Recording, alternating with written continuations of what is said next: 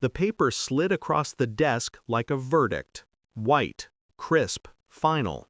"Accept the 60% salary reduction," she said, her voice sharp, efficient, rehearsed, "or I'll find someone who will. My wife.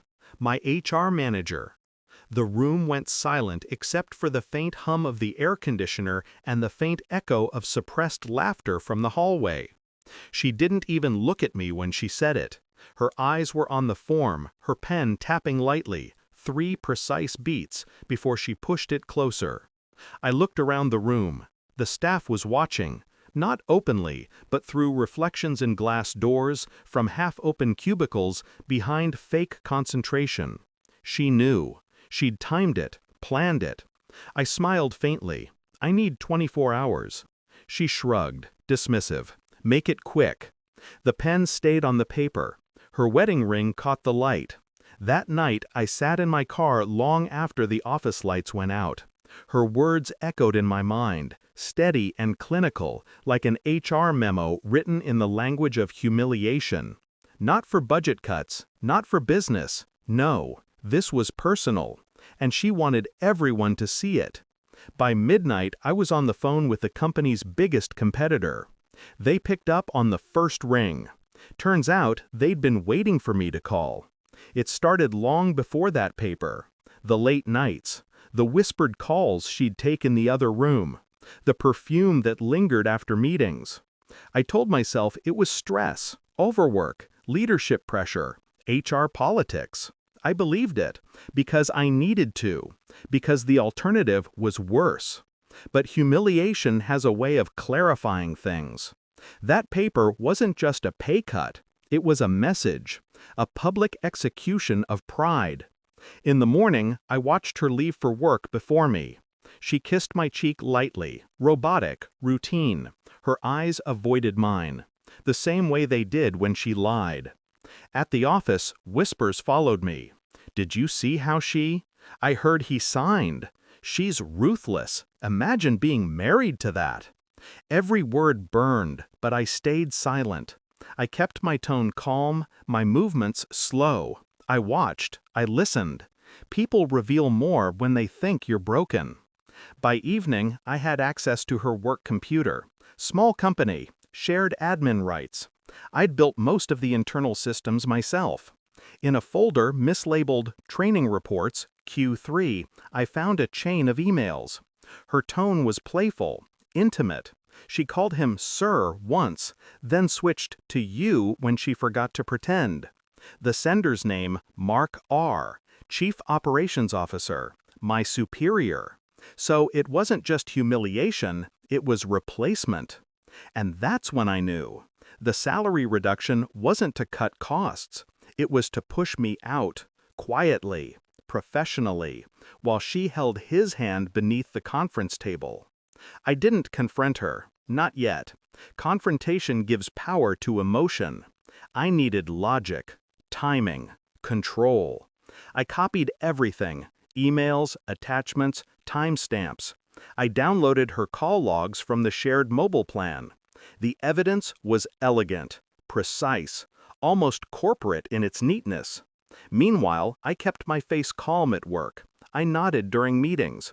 I smiled when she passed by. She looked at me once, curious, like she expected a reaction that never came. That's when she started to grow nervous. The silence unsettled her.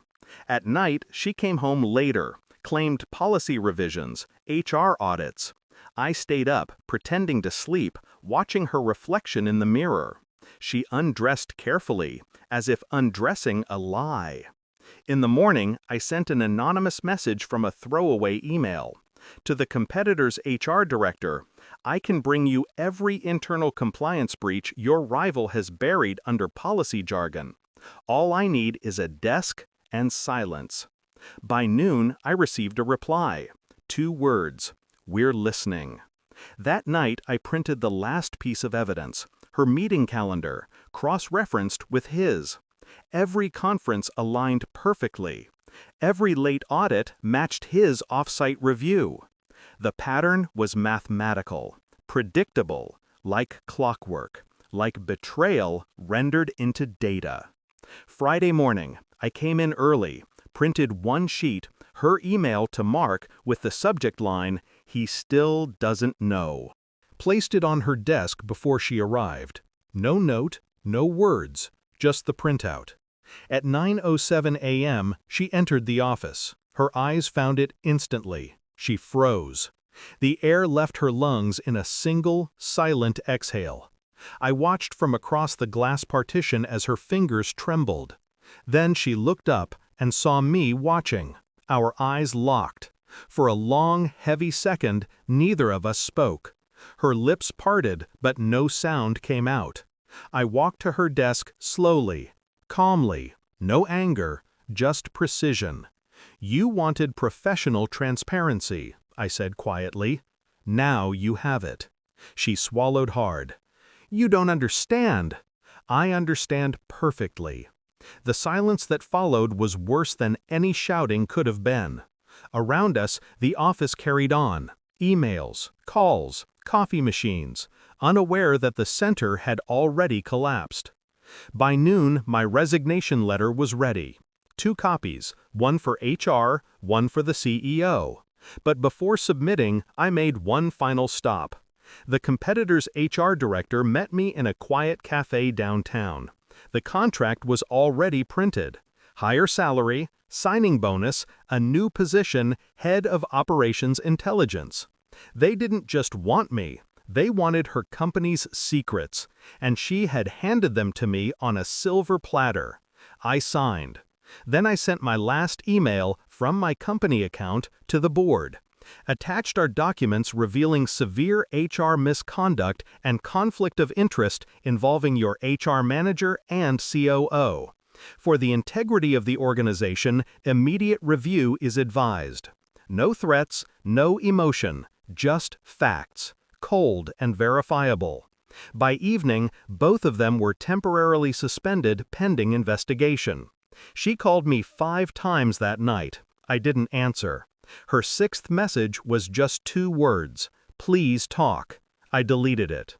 The next morning, I stood outside the office building. Her car wasn't there. Her nameplate was gone from the HR door.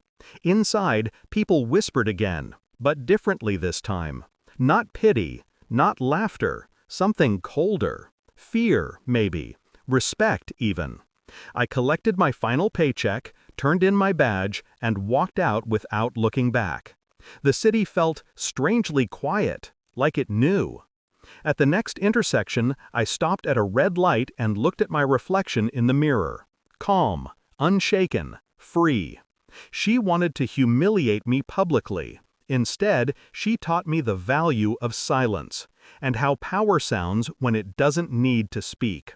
I didn't just leave her behind, I left the version of myself who ever needed her approval. The light turned green, and I didn't look back.